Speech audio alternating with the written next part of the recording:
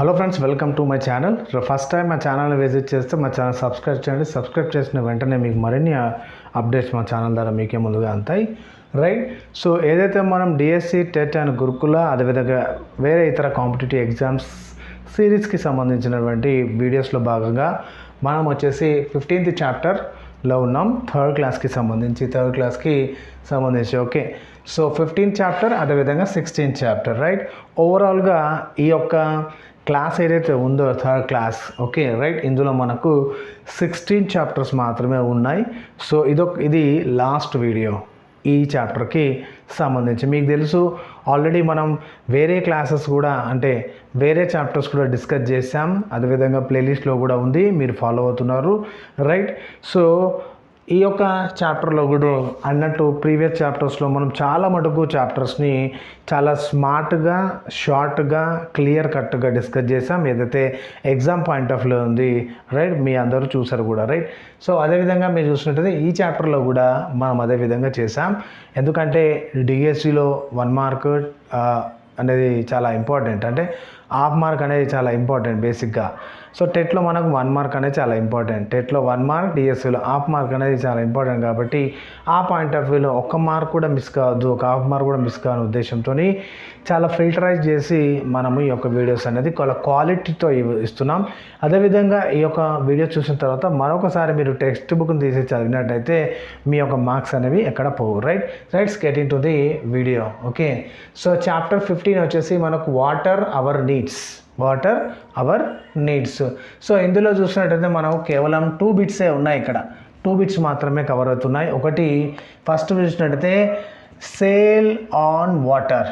Okay. Sale on water అంటే జనరల్గా మనకు ఏదైతే బోట్ ఉంటుందో రైట్, సో ఏదైతే బోట్ ఉంటుందో ఆ బోట్ అనేది రైట్ సేల్ ఆన్ వాటర్ అంటే పోతుంది.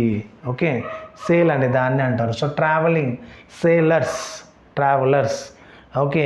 So sellers, travellers, sale water boat అనేది పోవడాన్ని, ట్రావెల్ చేయడాన్ని అంటారు. ఓకే. నెక్స్ట్ క్యామిల్స్ ఏవైతే ఉంటాయో మనకి ఇన్ జనరల్లీ చూసినట్టయితే క్యామిల్స్ ఏం చేస్తాయి జనరల్గా drinks water, it can be stay without water, drinks water అనేది అవి తాగకుండా కూడా